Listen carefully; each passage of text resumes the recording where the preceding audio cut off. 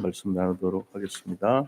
내가 그리스도와 함께 십자가에 못 박혔나니 그런즉 이제는 내가 사는 것이 아니요 오직 내 안에 그리스도께서 사시는 것이라. 이제 내가 육체 가운데 사는 것은 나를 사랑하사 나를 위하여 자기 자신을 버리신 하나님의 아들을 믿는 믿음 안에서 사는 것이라. 아멘. 네, 오늘 로마서 1장 말씀 통해서 오직 의인은 믿음으로 말미암아 살리라라는 제목으로 말씀을 나눌 것인데, 우리가 옆에 분들하고 함께 인사 나누는 시간 먼저 갖도록 하겠습니다. 그리스도는 완전하고 충분하고 모든 것입니다. 네, 한 번 더 인사하겠습니다. 오직 믿음으로 승리합시다. 이번 그 17차 WRC 대회를 통해 가지고 정말 하나님께서 우리에게 주시는 영원한 기업, 영원한 작품, 영원한 유산에 대한 내용으로 우리가 은혜를 많이 받고 돌아왔습니다. 우리 성도님들이 기도해 주시고 또 함께 해 주셔서 평안한 마음 속에 인도받고 왔습니다. 그래서 우리가 살아가고 있는 이 힘, 리빙 파워라 그러죠. 그 힘을 우리가 누리는 것이 영원한 기업이다, 그렇게 말씀을 하셨어요. 그래서 영적인 힘을 얻어서 가라. 두 번째는 현장을 살리는 힘을 얻어라. 세 번째는 시대를 살리는 힘을 얻어서 가라. 이런 말씀을 받았는데, 그 구체적인 내용으로는 우리가 묵상 시대를 열고 묵상 운동의 주역이 되라, 이렇게 말씀하셨어요. 그 다음에 그것을 위해서 세 가지 뜰을 누리는 힘을 얻는, 세 가지 뜰을 우리가 세 가지 뜰 운동의 시대를 열고 그 주역이 되라. 세 번째는 또 우리 자신들이 이 하나님께서 주시는 우리의 세 가지 뜰뿐만 아니라 정말로 이 실제적인 응답의 주역이 되라라는 말씀을 받았습니다. 그래서 금토일 시대라는 것이 뭐냐, 우리 후대들에게 언약을 심어주는 그런 내용으로 진행이 되기를 원하시는 것이라는 걸 다시 한번 잡고, 저 개인적으로는 무슨 생각이 들었냐면은, 하나님이 가장 귀하게 여기시는 것을 우리가 감당할 수 있는 힘을 얻었다, 이렇게 생각을 합니다. 그 힘이 뭡니까? 사람 살리라는 거예요, 결국은. 그래서 제가 거기에서 이렇게 은혜 받은 것이 망대에 대한 내용들인데, 사람들이 전부 나와서 정말로 고통받고 어려움 당하는 사람들이 변화되는 모습을 연극을 이렇게 하더라고요. 그런데 그 모습을 보면서 정말로 마음속에서 눈물이 나고, 내가 저런 모습이었는데 하는 게 느껴지더라고요. 그래서 정말 우리가 이 전도라는 것이 그냥 어떤 하나의 뭘 하자 하는 그런 의식 운동이 아니고, 이거는 하지 않으면 안 되는 생명 운동이다. 그렇기 때문에 전도는 정말 생명이고, 전도는 호흡이다. 호흡 끊어지면 죽잖아요. 이제 그런 결론을 가지고 우리 사랑하는 성도님들이 정말로 한 분 한 분 받아 보면은 그 어려운 상태에서 창세기 3장의 어려움 속에서 구원받았는데, 이제 우리가 뭘 해야 되냐? 하나님께 받은 이 축복과 은혜의 사명을 감당하기에 부족함이 없도록 또 다른 사람들을 정말 살리는 그 일에 집중을 해야 되지 않겠냐? 왜 그런 거 하니까, 우리가 뭘 이렇게 일깨워 가지고 하는 정도가 되면 안 되고, 당연하게 생각이 돼야 되고, 우리 자신들이 거기에 집중이 돼야 된다는 거죠. 그래서 제가 그걸 이제 느낀 거예요. 만약에 호흡이 끊어진다 그러면 어떻게 될까요? 무슨 수를 써서라도 호흡을 할 수 있도록 하겠죠. 호흡이 끊어지면 1시간도 안 돼서 죽습니다. 전도가 끊어지면 어떻게 될까요? 나는 상관없어요. 나는 전도 상관없고, 전도가 끊어져도 나는 편하게 밥 먹고 잘 살아요, 이러면 큰일 나요.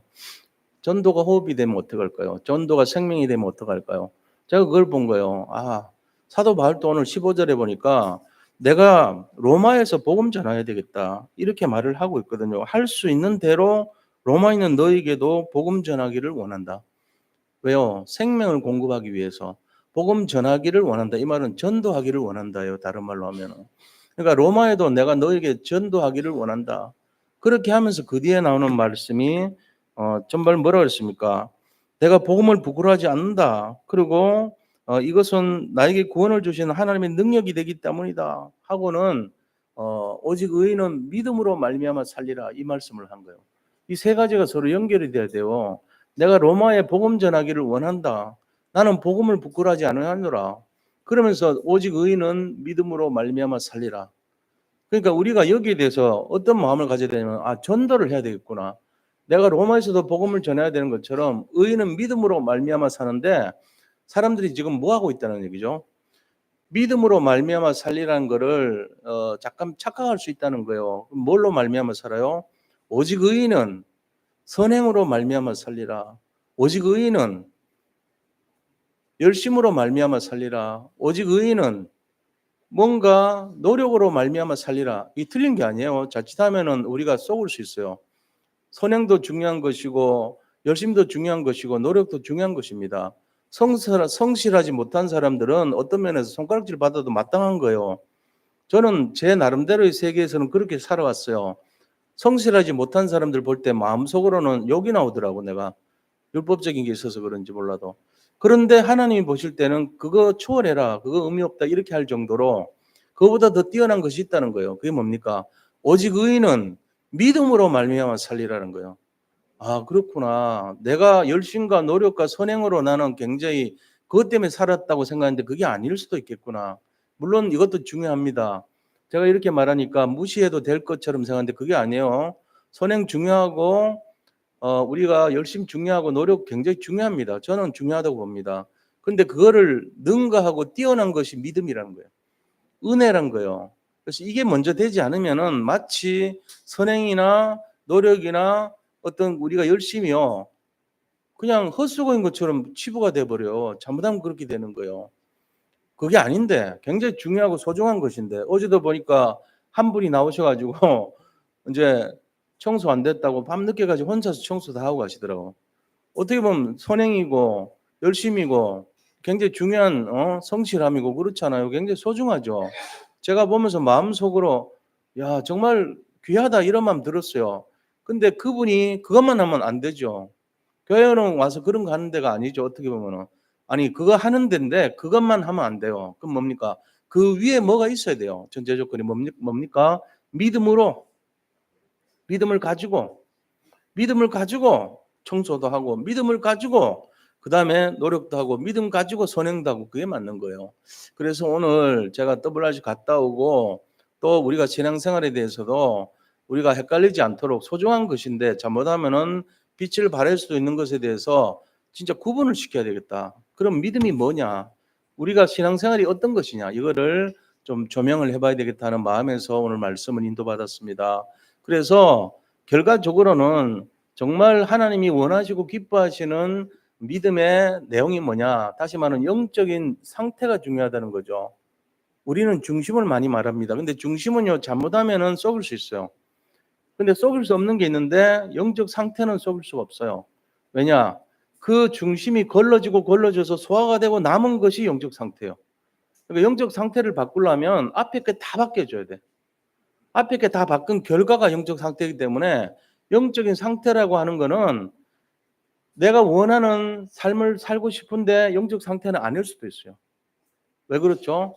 내 속에서 소화되고 걸러져서 남은 상태니까 이거를 바꾸려면 앞에 모든 게 제대로 바뀌어야지 결론이 바뀌는 거예요. 그래서 영적 상태를 굉장히 중요하게 봐야 된다. 우리는 망대로 세워진 사람들입니다. 근데 그 망대 역할을 하려면은 올바른 영적 상태를 가져야 돼요. 그럼 올바른 영적 상태를 받기 위해서는 우리가 어떤 신앙생활을 해야 되는가? 거기에 대한 부분들을 오늘 알려고 합니다. 그래서 복음을 가진 개인과 교회는요, 예를 들면 좀 상관없는 부분이 어떤 거냐? 물론 상관없지는 않습니다. 이것도 중요한데 그것보다 더 중요한 것을 얘기하기 때문에 상관없는 것처럼 보이는 게 있어요. 그게 뭡니까? 인격, 실력, 배경, 이게 마치 상관없는 것처럼 보여요. 신앙생활에 있어가지고 우리가 복음 가진 개인과 교회는 인격이라든지 실력이라든지 환경에 상관없이 하나님 주시는 축복을 누릴 수 있고 후대와 세상을 살릴 수가 있다는 거예요. 이게 제일 중요해요. 살릴 수 있다는 거. 근데 살리는데 막 인격이 아니면 실력이 아니면 환경이 절대적으로 좌지우지하는 게 아닐 수도 있다는 거예요. 그럼 그보다 더 위에가 어디냐? 그게 믿음이란 거죠. 인격이 아니고 믿음이란 거예요. 실력이 아니고 믿음이란 거예요. 환경이 아니고 믿음이라는 거예요. 우리가 이 부분을 놓치면은 베드로를 이해할 수 없어요. 베드로는 어떤 면에서는 굉장히 성격이 막 거침이 없고 어부 출신에다가 좀 약간 무식할 수도 있고 눈에 보이는 대로 흥분 잘하고 자기 속에 있는 대로 거침없이 얘기하고 이런 사람이에요, 성격이. 베드로 성격 보면은 좀 그렇죠. 그래서 그런 베드로 같은 어부 출신의 갈릴리 사람이었는데 이 사람 한 명이요, 뭐라고 얘기했습니까?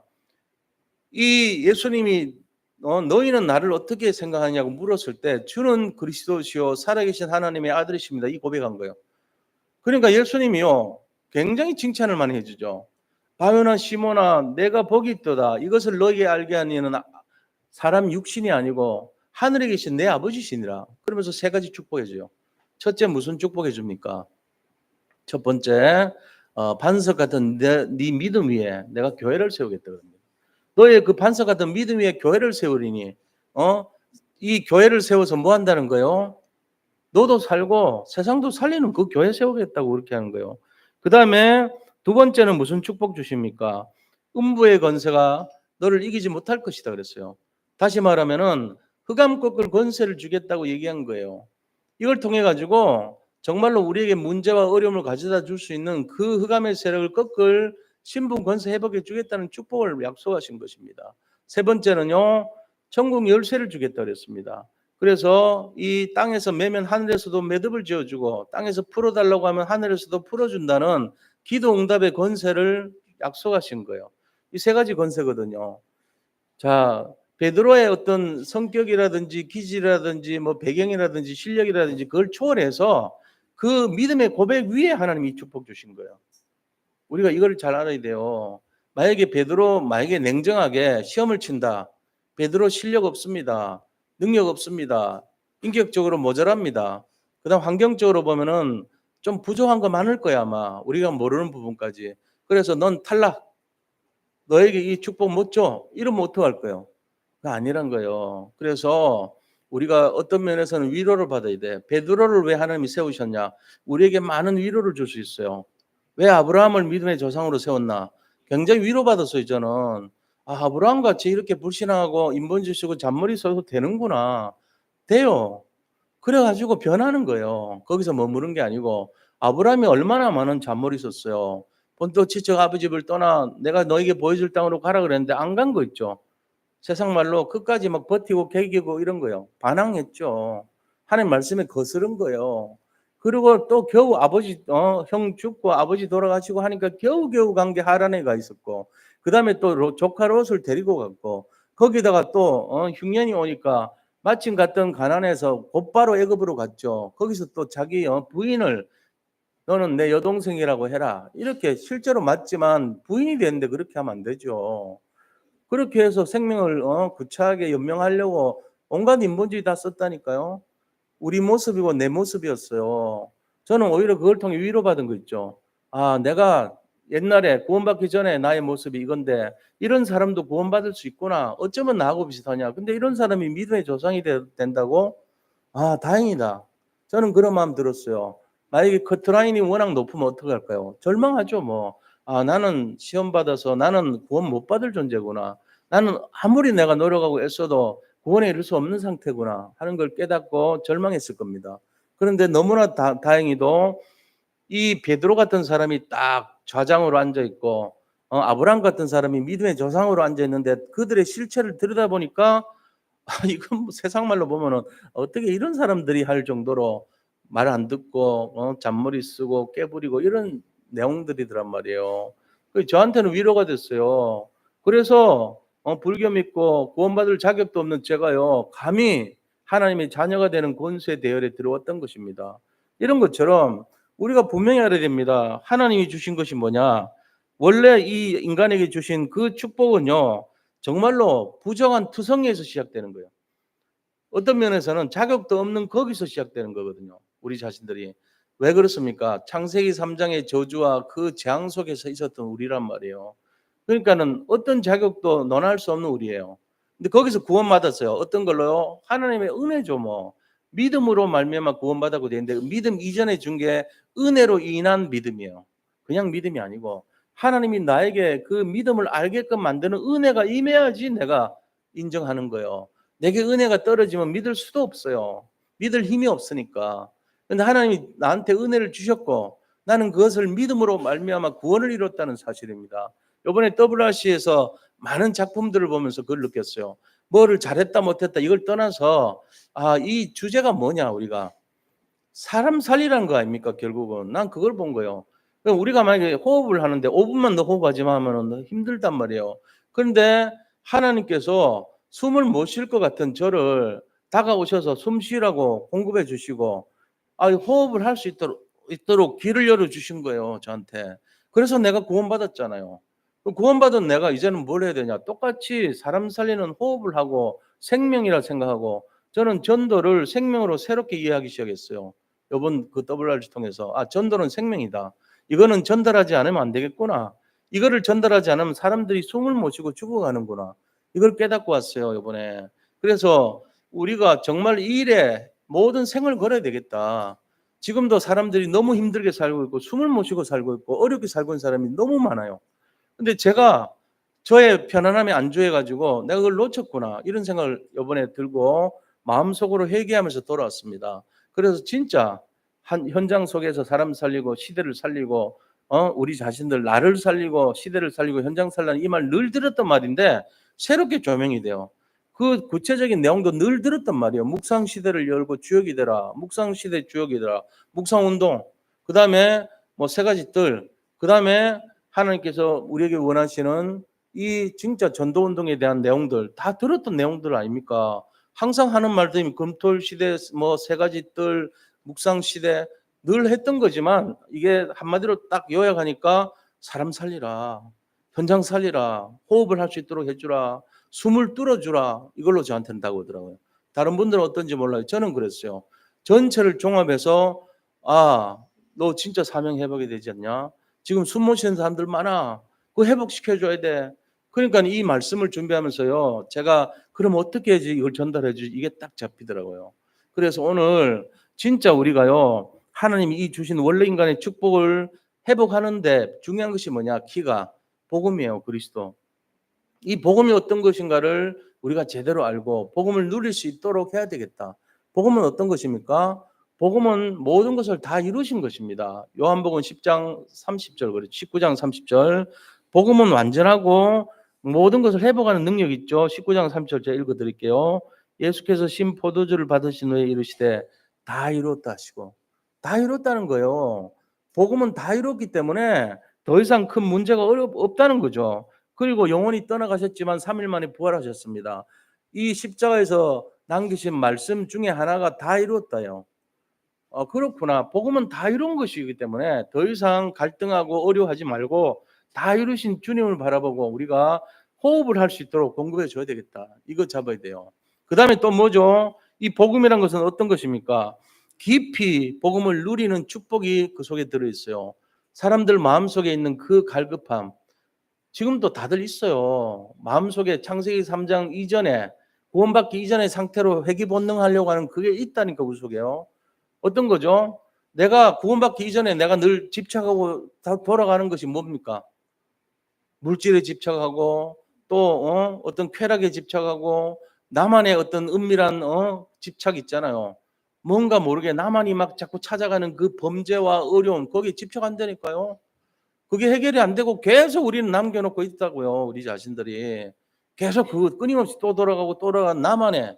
근데 그걸 하나님이 알고 계시고 사단이 알고 있고 우리 자신이 너무나 잘 알고 있어요. 그래서 해결이 안 돼. 마음은 그렇지 않은데 내 몸이, 내 정신이, 내 생각이 내가 집중돼 버리는 그 잘못된 것이 있다니까요. 그게 오직이 안 되는 내용이에요. 그게 나를 망가뜨리고 있는 함정이고 올무고 틀인 거예요, 사실은. 그래서 그거를 빠져나오게 하는 유일한 길이 다 이뤘다에 진짜로 눈이 열리는 거거든요. 다 이뤘다는 걸 진짜로 알면 거기에서 빠져나오는 거예요, 이제. 그리고 그걸 진짜로 깊이 이해하는 것이 바로 뭡니까? 에베소서 3장 19절이에요. 에베소 3장 19절 한번 같이 읽어봐요. 나눠든 유물 보세요. 진짜로 빠져나오는 열쇠가 되려면 이 상태에 돼야 돼요. 같이 읽겠습니다.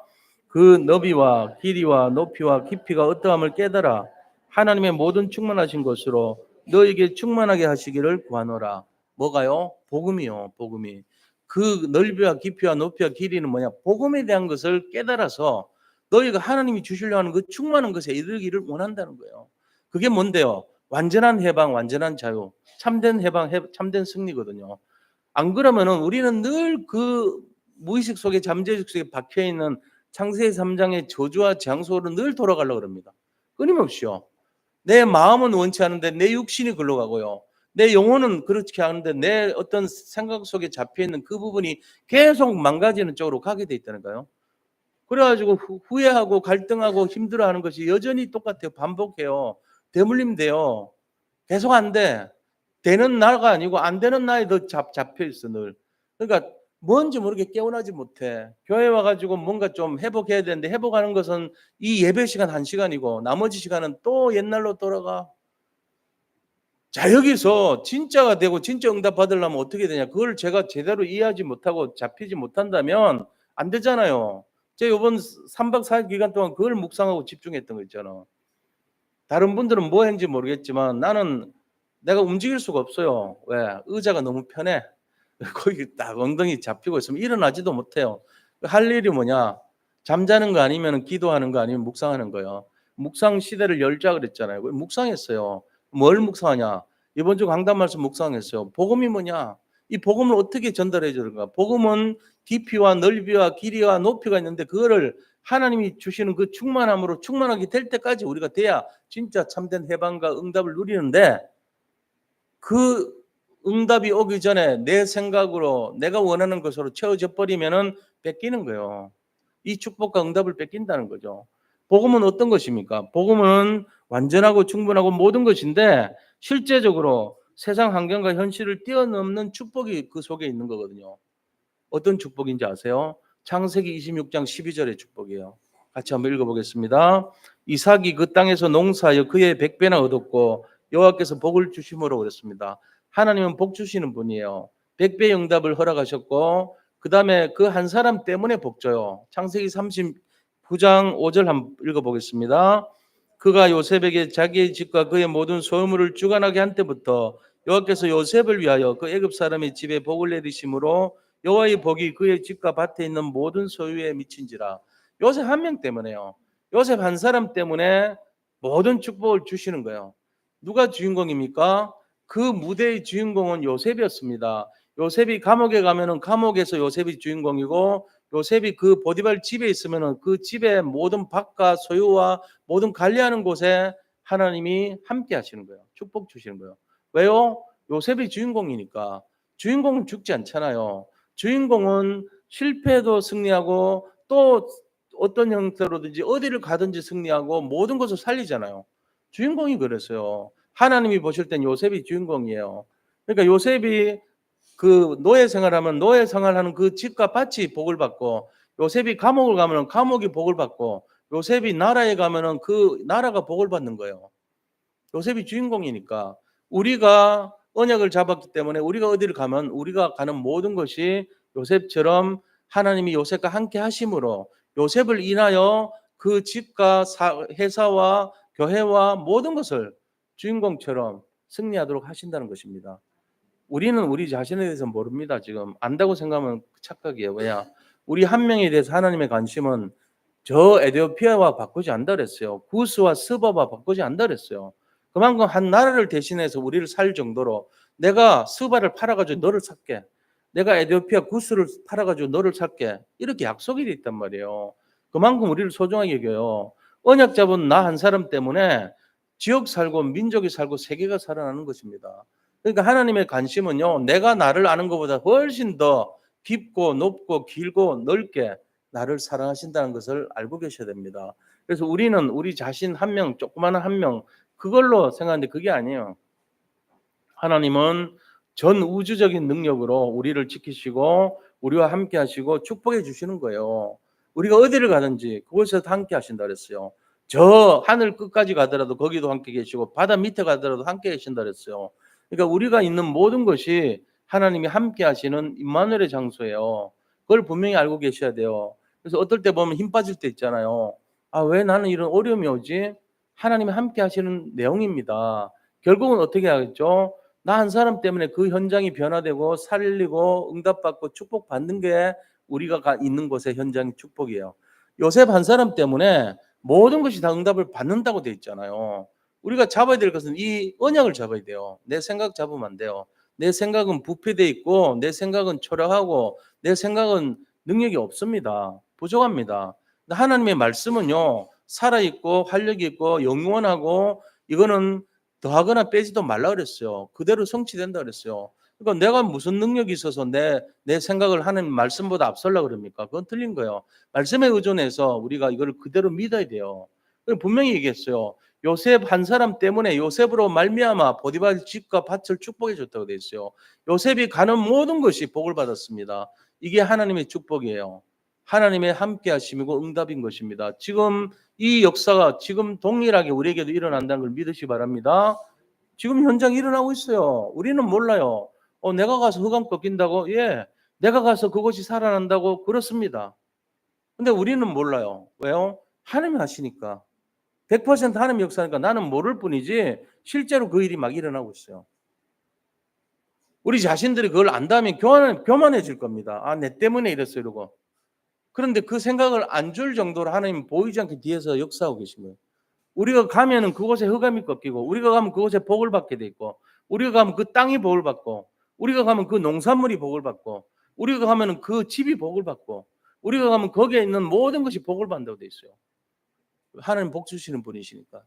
그러니까 이걸 진짜로 믿으시기 바랍니다. 그래서 뭘 알아야 돼요? 복음을 알아야 돼요. 복음을 알면 복음의 능력을 알게 돼 있고 복음의 축복을 누리게 돼 있는 것입니다. 우리 자신들의 인생은 하나님의 축복을 받을 그릇으로 세워졌고 하나님이 특별히 이것을 위해서 우리를 일방적으로 부르신 거예요. 조건도 없어요. 그냥 하나님이 일방적으로 부르신 거예요. 우리가 뭘 대단하게 잘해서 부른 게 아니에요. 그냥 그저 공짜로 불러주신 거예요. 그러고는 막 축복해 주는 거 있죠. 끝까지 참아주신 거 있죠. 이게 하나님 방법입니다. 우리가 이걸 모르면은 왜 나를 불렀지? 내가 뭔데? 이렇게 생각해요. 그게 맞아요. 어느 날, 내가 뭔데? 왜? 내가 뭔데? 이런 마음이 막 나와야 돼, 입에서. 내가 어떻게 이런 상을 받지? 내가 어떻게 이런 상급을 누리지? 어떻게 내가 이런 일이 일어났단 말이지? 할 정도로 계속 그게 누려져야 돼. 왜? 그게 당연한 거예요. 저는 그런 적이 있었어요, 한번. 오늘 학교를 갔는데 선생님이 나보고 오늘 전체 아이들 다 모인 데서 상 받으러 나갈 거니까 상 받을 준비하라더라고. 나는 옛날에 뭐 때문에 왜 상 주는데요? 몰랐어요. 근데 너가 이렇게 경북도 대표로 나가가지고 뭐 시험을 쳤는데 예를 들면 뭐 2등을 했대. 도에서 2등 했대요. 뭐 큰 적은 아니지만 저로서는요. 내가 뭘 잘했다고 그러지? 깜짝 놀랐어요. 근데 그 전교생 앞에서 딱 해가지고 불러내 나갔더니 그 상을 주더라고요. 근데 그때 내 마음에 내가 뭔데 이런 상을 주시지? 이런 마음 들더라고. 메달도 주더라고. 은메달 2등 했다고. 그때 그 어린 마음에 중학교 2학년 때인가 그랬어요. 근데 그 마음속에 제가 받았던 게 그런 거예요. 내가 왜 뭔데? 너 뭐 잘했다고? 이런 마음이 들더라고. 근데 그게 계속 돼봐요. 그게 우리 인생이에요. 하나님이 우리를 그만큼 사랑하시고 인정해 주시고 축복해 주신다는 거 알으셔야 됩니다. 그리고 우리는 한 것이 아무것도 없는데 상 받는 그 기분으로 살아야 돼요. 이게 우리가 받을 내용이라니까요. 오늘 우리 자신들이 무엇 때문에 이거 받는가 알아야 돼요. 무엇 때문에. 오직 의인은 믿음 때문에 이거 받는다는 거예요. 믿음 때문에. 근데 그 믿음도 은혜로 임해서 믿음을 회복하는 거거든요. 그러니까 이 내용을 가지고 정말로 하나님 앞에서 우리 자신과 미래와 영혼 속에 이 응답이 계속될 수 있도록 이 축복을 누리는 증인이 되시기를 축원드립니다. 우리 모든 성도님들은 자격이 없는 게 아니고 이미 자격을 다 갖췄습니다. 이 축복과 능력 속에 살 수 있도록 충분한 자격을 갖췄다니까요. 그래서 이 내용을 분명히 누려야 돼요. 이제 그렇구나. 하나님이 당연히 그런 응답을 주시겠구나. 우리의 후손의 후손들이 이 응답을 받겠구나. 이걸 이제 잡아야 돼요. 뭐 때문에요? 오직 의인은 믿음으로 말미암아 살리라 그랬습니다. 이것 때문에요. 우리가 이걸 진짜로 간직하시기 바랍니다. 그래서 너무나 많은 축복과 응답이 있는데도 불구하고 아무 자격이 없는데도 불구하고 우리는 공로가 없는데도 불구하고 계속 평생 우리 후손들 천대까지 이게 약속이 돼 있다는 거. 그걸 믿으시고 정말로 우리가 이 속에서 살아야 돼요. 눈 뜨고는 근심 걱정 염려하지 말고 그건 나하고 상관없어야 돼요. 내가 왜 그런 데 삽니까? 우리 사는 동네가 그 동네가 아니에요. 우리는 하나님이 주시는 축복 속에 영원한 응답 속에 살도록 돼 있다니까요, 이미. 이 속에서 막 누리고 이 속에서 축복받고 이 속에 응답받아야 돼요. 자, 그럼 첫째 본론에 들어가서 이렇게 되려면은 뭘 알아야 되냐, 그죠? 이렇게 되기 위해서 알아야 될 게 있어요. 이거 알면은 이게 시작되는 거예요, 이게. 자동으로 시작돼요, 이게. 자, 첫 번째 뭡니까? 복음은 뭐냐는 걸 알아야 돼요. 복음은 내가 할 수 없고 오직 하나님이 하시는 거라는 사실입니다. 이게 이제 첫 번째 내용이에요. 복음이란 게 뭐냐? 내가 할 수 없고 하나님이 하시는 거다 하는 걸 아는 거예요. 그게 복음이에요. 이제 세상 종교는 다르게 얘기합니다. 저도 종교 생활을 했던 불교 신자 아닙니까? 열심과 특심으로 믿었던 자 아닙니까? 그런데 거기서 말하는 게 뭔지 아세요? 거기서는요, 이렇게 말합니다. 너가 해야 된다, 이렇게요. 내가 해야 된다고 가르쳐요. 모든 종교는 그래요. 네가 해야 돼. 너 열심히 해야 돼. 너가 암송해야 되고, 너가 노력해야 되고, 너가 선행을 해야 되고, 너가 선업을 해야 되고, 너가 좋은 칠성도라 그러죠. 너가 올바른 그 도를 행해야 되고, 그러니까 올바른 거 해야 돼. 네가 해야 돼. 네가 업을 쌓아야 돼. 좋은 선업을 쌓아야 돼. 네가 좋은 행동을 해야 돼. 착하게 살아야 돼. 우리가 이제 무시하면 안 되지만 좋은 거지만 태도는 좋은 거지만 이게 진정한 응답의 내용이 아니란 거예요. 그러면서 너를 비워야 돼 이럽니다. 너를 비워야 되고 너를 스스로 네 결단과 네 의지가 중요해 이럽니다. 그래서 너 자신이 굉장히 열심히 해야 되고 너를 항상 너가 들어가 있어요. 너가 해야 돼 이거예요. 복음은 뭡니까? 너가 해야 하는 게 아니야 이거예요. 그 자리에 하나님이 들어가야 돼 이거예요. 너가 아니고 하나님이야 이게 복음이에요. 근데 종교는요. 너가 해야 돼. 천상천하 유아독존이야. 너가 최고가 돼야 돼. 너 중심이 돼야 돼. 네가 결정해야 돼 이겁니다. 그리고 네가 비워야 돼 이럽니다. 자, 그 결과 뭐가 와요? 실패가 올 수 있어요. 자칫하면은. 그리고 선행이라는 것과 열심과 노력이 자칫하면 이게 굉장히 중요한 건데 자칫하면 헛수고가 될 수 있어요. 아무것도 아닌 것처럼 돼버린다니까요. 왜? 내가 중심이 되면 그렇게 돼요. 한계가 와요 반드시. 그래서 뭐합니까? 결과적으로는 실패가 반복될 수 있습니다. 문제가 계속될 수 있습니다. 심지어는 대물림까지 올 수 있습니다. 대물림 돼요. 우리 아이들도 똑같이 그렇게 돼. 한계를 겪고 열심으로 했는데 안 되고 이상하게 선행을 많이 했는데도 헛수고 돼버리는 것처럼 되고 이렇게 될 수 있다는 거예요. 마치. 그러면 진짜 힘 빠지는 거잖아요. 내가 열심히 살고 착하게 살았고 정말 성실하게 살고 노력하고 살았는데 왜 이렇게 헛수고처럼 되고 더 나쁜 일이 반복되고 실패가 거듭되고 심지어는 우리 자신들 자손 천대까지 대물림되고 왜 이러냐 말이지. 힘 빠지는 거예요. 원리를 몰라서 그렇죠. 내가 해야 되는 자리가 아니고 하나님이 하셔야 되는 자리가 복음인데 우리는 내가 해서 복음을 이뤄가야 된다고 생각하는 거예요. 마치 옛날에 제가요 어떤 동화책 이제 이솝우화처럼 동화책에 메시지가 있는 동화인데 읽으면서 내가 많이 웃은 적이 있어요. 뭐냐면 주인이 자기 하인한테 광에다가 빛을 좀 가득 채워놔라. 빛이 들어가게끔 빛을 좀 비춰라. 이렇게 했어요. 근데 이 하인이 굉장히 성실한 사람이에요. 주인이 말하니까 이제 강주를 들고 나가가지고 이게 땀을 뻘뻘 흘리고 몇 시간 동안 막 이상한 행동을 하는 거예요. 주인이 와가지고 너 지금 뭐 하냐 물었더니 주인님 말씀대로 햇빛을 받아가지고 이 광주에 받아서 쏟아지지 않게 바로 그 강에다가 집어넣고 있대요. 4시간째 하고 있어. 땀을 뻘뻘 흘리면서. 광 속이 바뀌어요, 안 바뀌어요? 안 바뀌죠. 이 사람은 성실한 거야. 그러니까 한참 이렇게 배우더니 빨리 가가지고 퍼담아. 왜? 빛을 안 쏟으려고. 헛수고예요, 헛수고. 그 주인이 보다가 너가 참 성실하긴 성실한데 그 방법을 몰랐구나 하고는 광야에 있는 창문을 확 열어버린 거죠. 그러니까 빛이 들어가니까요. 그 안에 있던 습기가 없어지고 곰팡이가 사라지고 안이 깨끗하게 되는 거예요. 이 사람은 굉장히 성실하고 정말 선행도 많이 하고 노력도 했지만 자칫하면 중요한 일을 했는 태도는 맞는데 방식이 틀렸죠. 왜요? 본질을 이해를 못한 거예요. 그게 뭔지. 빛이 들어가는 게 뭔지를 몰랐던 거예요. 자기가 하려고 그랬던 거죠. 자기가 하는 게 아니고 빛은요 자기가 찾아 들어가는 거예요. 어둠을 밝히면 돼요. 열어주면 돼요. 문 열어주고 위에 뚜껑 열어주고 그럼 그 속에 알아서 들어가는 거죠. 마치 우리가 그렇게 하는 거랑 같단 말이에요. 나쁜 건 아니에요. 태도는 훌륭하고 또 상전을 섬기는 마음은 중요하지만 그 사람이 몰랐던 것은 근본적인 원리를 몰랐어요. 통찰력이 부족했던 거죠. 우리가 그렇게 마치 우리도 그렇게 살 때가 많이 있어요. 우리가 몰라서 그러지. 일일이 몰라서 그렇지 실제로는 그런 모습으로 산다니까요. 냉정히 봐야 돼요. 그래서 내 인생이 지금 예수 믿은 지가 오래되는데 내가 진짜로 제대로 인도를 받자. 그러려면 어떻게 됩니까? 예수님의 빛을 내가 받는 게 어떻게 해야 되죠? 내가 막 뭔가 성실하게 하고 착하게 하고 노력해서 나쁜 건 아닌데 그렇게 해서 예수님이 내 속에 옵니까? 선서한다고 옵니까? 아니죠. 뭐라고 돼 있죠? 요한계시록 3장 20절 한번 읽어보자고요. 나눠드린 유인물 보세요. 같이 읽습니다. 볼지어다 내가 문 밖에 서서 두드리노니 누구든지 내 음성을 듣고 문을 열면 내가 그에게로 들어가 그와 더불어 먹고 그는 나와 더불어 먹으리라. 요한복음 1장 12절 영접하는 자 곧 그 이름을 믿는 자들에게는 하나님의 자녀가 되는 권세를 주셨으니 빛이 내 속에 들어와 버린 거예요. 내가 마음의 문을 활짝 열고 주님을 맞이하는 걸 하면 돼요. 노력이 아니고 열심이 아니고 선행이 아닙니다.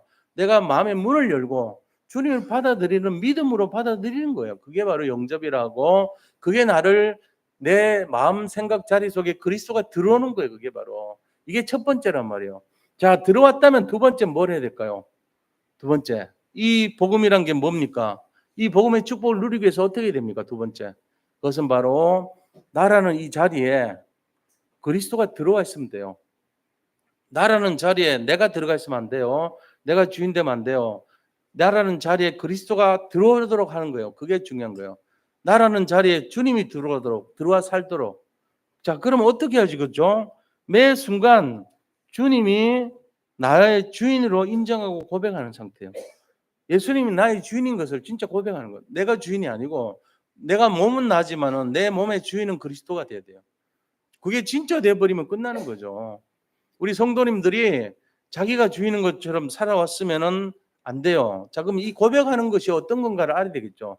자, 하루가 있는데 하루가 24시간 아닙니까? 24시간 동안 주님이 나의 주인 되는 것이 뭘까요? 저는 이거를 이번에 계속 묵상했어요. 묵상 운동 시대를 열어라 그러니까 3박 4일 동안 이거 묵상하고 있었다니까요. 앉아가지고 다른 사람들은 우리 목사님 잘 주무신다. 목사님 잘 드신다. 밥을 어떻게 저렇게 빨리 먹냐. 이제 관심이 많이 그렇게 있더라고 보니까 나는 배를 이렇게 하고 하기 때문에 급해서 빨리 먹어야 돼. 안 그러면 힘들어서 못 견디겠더라고. 서서 먹을 수도 없고. 근데 그거 하면서 이 생각했어요. 하루 종일 주님이 나의 주인 되는 것이 뭘까? 그게 바로 24시더라고요. 딴 게 아니고. 24시간 동안 주님이 나한테 들어가 계시는 거예요. 정식이도. 내 마음과 생각 속에 주님이 24시간 자리 잡고 있는 거. 그게 바로 24시였어요. 그게 바로 주님이 주인 된 거예요. 나의 주인 되시는 분은 그리스도다 하는 것이었어요. 주님이 나의 주인 되시니까 내가 24시 인정하는 거. 24시간 동안 주님과 내가 함께 하는 거. 그게 바로 24시 주님이 주인 되는 시간표였더라고요. 내가 사는 시간이 전부 주님과 함께하는 시간표 되는 거. 그게요 얼마나 나를 누리게 하는지 몰랐어요.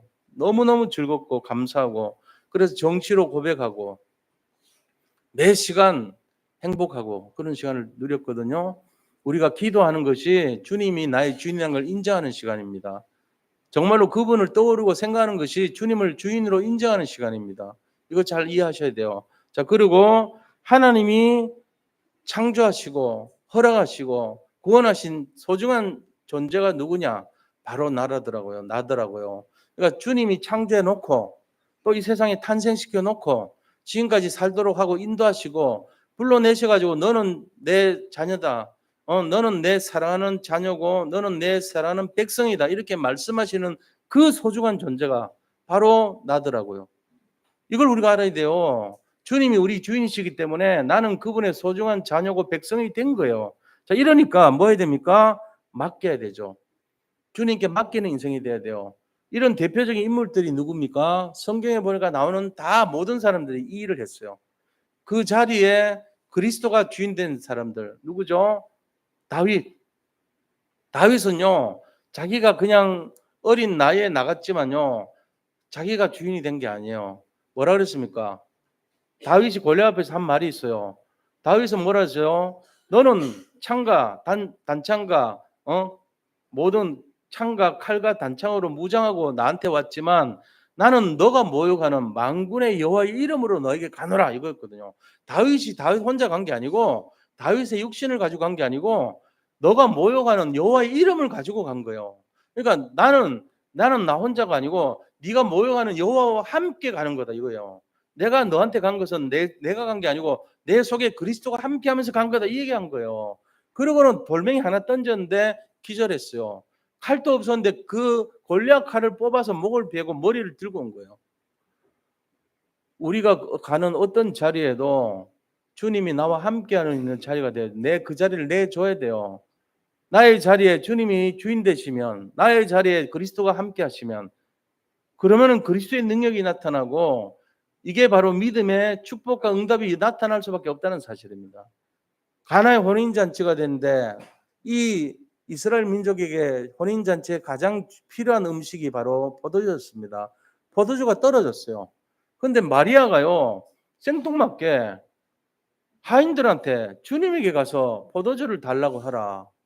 그가 무슨 말씀을 하시든지 시킨 대로 하라. 이렇게 말씀하신 거 있죠. 그랬더니요, 포도주를 어디서 구해요? 다 떨어졌는데. 근데 예수님 말씀하십니다. 이 항아리에 물을 채워라. 그리고 연회장에게 갖다 주라. 연회장이 먹어봤더니 뭐라 했습니까? 아니, 어떻게 이렇게 맛있는 포도주를 아직까지 남겨뒀냐고. 물이 변해서 포도주가 된 거 있죠. 마리아가 예수님께서 손님의 자리가 아니고 주인의 자리로 딱 예수님을 모셔놓은 거예요. 주인 되신 자리로, 그 문제를 해결할 자리로 예수님께 모든 것을 일임했어요. 기도했다는 얘기죠. 부탁한 게 아니고 기도했던 거예요. 예수님이 물을 변하여 물을 또 채우라 할 때 이미 마리아의 말을 들어줄 생각을 했던 거죠. 이미 포도주로 바꿀 걸 결심한 거예요. 난 모르겠어 하고 가버린 게 아니고 하인들에게 물을 채우라 할 때 이미 예수님은 그 문제를 근본적으로 해결할 뜻을 가지고 계셨던 거예요. 왜냐? 그분은 하나님이시니까요. 우리의 문제 자리에, 우리의 어떤 자리에, 나의 자리에 예수님이 함께 하시면 그 문제는 끝나는 거 믿으시기 바랍니다. 지금도 혹시 나의 자리에 때문에 내가 갖고 있는 그 자리에 문제를 갖고 계신 분 계십니까? 혹시 한 분이라도 나라는 그 자리에 어떤 면은 경제 문제, 어떤 면에서는 막 질병 문제, 어떤 면에서는 여러 가지 가정의 생사화복의 문제, 그것 때문에 고민하는 분들 있잖아요. 그 자리에 누굴 채워요? 예수님을 채우시기 바랍니다. 예수님이 그 자리의 주인공으로 되면 끝납니다. 그 문제는. 그래서 우리가 이 내용을 진짜로 모르는 사람들이 너무나 많아서 갈등하고 방황하고 어려움 당하는 거예요. 그런데 우리 마음과 생각 속에 이게 진짜 믿어진다면, 그래, 내가 고민하는 그 자리에 주님을 갖다 놓자. 그분을 주인으로 모시자. 그분이 이 자리 해결자로서 사용되게 하자. 그분이 이 문제를 담당하게 하자. 라고만 생각해도 끝나는 거예요. 우리 성도님들 정말로 이 사실을 믿고 적용하고 누리시기를 축원드립니다. 실제로 그렇게 하셔야 돼요. 그래야지 우리가 변화돼요. 안 그러면은 내가 그 문제 안고 계속 갖고 있으면 뭐하고 같아요? 풀 수 없는 퍼즐을 갖고 평생 고민하는 자와 같아요. 풀 수 없어요. 우리는 못 풀어요. 그 문제를. 이미 안 되는 문제이기 때문에 주님께 맡게 됩니다. 우리는 못하지만 그분은 능히 감당하고도 남을 만한 능력이 있단 말이에요. 우리가 이걸 잡고 분명히 주님을 나의 그 자리에, 문제 갖고 있는 나의 자리에다 집어넣어요. 주님 맡아주세요. 맡기셔야 됩니다. 이게 원리예요. 그러니까 복음은 내가 아는 것이 아니고 주님이 하는 것이고, 그 다음에 주님이 하시더라도 나의 자리에 주님이 역사하시고 주님이 일하시게 하는 게 복음이에요. 자, 그러면 원리가 있을 거 아닙니까? 주님은 도대체 어떤 원리를 가지고 이 문제를 담당할 수 있을까요? 이게 이제 알아야 돼요, 우리가.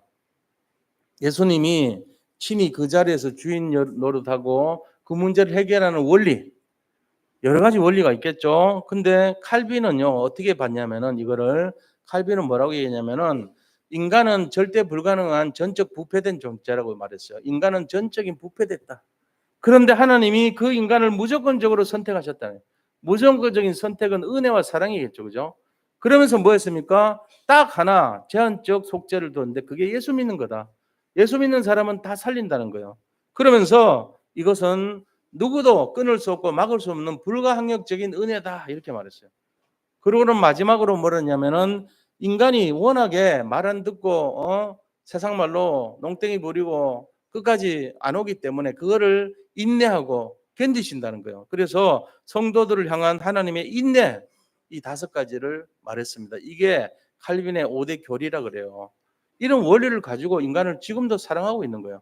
우리는 계속 타락하고 부패된 속성이 있어요. 근데 하나님의 일방적인 사랑과 은혜로 제한적 속죄 딱 한 개만 가지고 예수 믿으면 이거 갖고 그러면 불가항적인 은혜로 또 성도들을 향한 끊임없는 인내로 우리를 살리신다는 거예요. 궁극적으로 우리가 이 원리를 우리도 갖고 있어야 돼요. 우리도 우리에게 좋은 사람은 좋다고 우리에게 나쁜 사람은 나쁘다 하면 안 되고 정말로 그 사람을 용납하고 수용해 주면서 살리는 자가 돼야 되죠.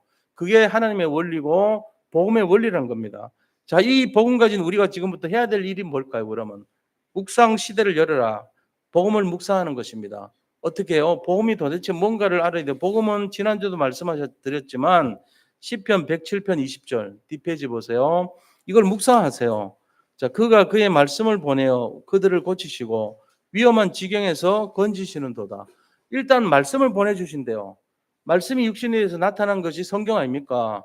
그게 그리스도잖아요. 기록된 말씀 그리스도 성경. 그 다음에 나타난 말씀은 그리스도. 이렇잖아요. 그것처럼 기록된 그리스도인 성경 말씀을 우리가 묵상하면서 그분이 보내신 말씀을 보내주시고 이거 잡은 사람에게 고쳐주시고 위기에서 우리를 지켜주신단 말이에요. 건져주신단 말이에요. 이걸 묵상하셔야 돼요. 아, 예수님은 우리를 보호해주시고 지켜주시고 정말로 우리와 함께 하시고 인도하시는구나. 이런 걸 우리가 묵상해 봐야 돼요. 그리고 말씀의 능력을 묵상해야 됩니다. 히브리서 4장 12절 뭐라고 되어 있습니까? 하나님 말씀은 살아있고 활력이 있어 좌우의 날선 어떤 검보다도 예리하여 혼과 영감 및 간절과 골수를 찔러 쪼개까지 하며 또 마음의 생각과 뜻을 판단하나니 그랬어요. 7개를 고치는 능력이 있다는 말이에요. 영혼욕을 치유할 능력이 있다는 거예요. 그래서 우리가 이 내용을 가지고 묵상하라는 거예요. 보좌의 힘을 가지고 영적 싸움을 살아야 돼요. 그래서 보좌의 능력 가지고 영적 싸움을 살아야 됩니다. 어떤 능력이죠? 이 보좌의 능력은요. 영적 싸움을 가지고 살려야 되는데 어떤 거와 싸워야 되냐? 자기 자신과 싸워야 되고 세상과 싸워야 되고 사탄과 싸워야 되는 것입니다. 이 3가지 존재와 싸워야 돼요. 자, 그러고는 우리가 3번째 뭐 해야 되냐? 궁극적으로 살리는 자로 서야 돼요. 우리가 살리는 자. 어떤 살리는 자죠? 사람을 살리는 자, 현장을 살리는 자, 그리고 교회를 살리는 자, 시대를 살리는 자. 이 살리는 자로 우리가 세워져야 된다는 것입니다. 이 속에서 우리의 사명이 발견되죠. 자, 결론을 말씀드리고 말씀을 마치도록 하겠습니다. 결론이 뭐냐면은 우리는 복음 가진 자들입니다. 우리는 유일성을 갖고 있어요. 은혜의 복음, 축복의 복음, 살리는 복음을 소유한 자들입니다. 정말로 흔치 않은 자들이에요. 우리는 은혜의 복음, 살리는 복음, 축복의 복음을 소유한 자들이에요. 이거 잊어버리면 안 돼요. 우리는 재앙과 저주를 떠난 자들이고 해방된 자들이고 복음 가진 자들이에요. 그렇기 때문에 우리가 뭐 해야 됩니까? 우리의 사명을 감당해야 돼요. 나를 살리고 후대 살리고 교회 살리고 미래 살리고 민족 살리는 세계 살리는 이 사명을 감당해야 될 줄로 믿습니다. 자, 이 일을 위해서 내 힘 갖고 하는 게 아니고 뭐라 그랬죠? 내 자리에 주님이 올 수 있도록 위드. 그 다음에 함께하는 임마누엘, 그리고 주님이 나와 함께하는 원리스, 이 힘을 가지고 살려야 된다는 거예요. 이게 결론입니다. 그래서 우리 힘 가지고 하는 게 아니고 하나님의 능력을 가지고 살리는 이 축복의 대열에서 끝까지 사용되고 승리하시기를 축원드립니다. 우리가 이 응답이 우리의 응답이 되도록 합심해서 기도하겠습니다. 하나님 감사합니다. 정말로 오직 의인은 믿음으로 말미암아 살리라는 언약이 우리의 응답이 되게 하시고 우리의 것이 될 수 있도록 인도하여 주시옵소서. 내가 아니고 하나님이고 나의 능력이 아니고 하나님의 능력이고 정말로 보좌의 능력을 가지고 모든 현장을 살릴 수 있도록 인도하여 주시옵소서. 살아계신 주 예수 그리스도 이름으로 기도드립니다.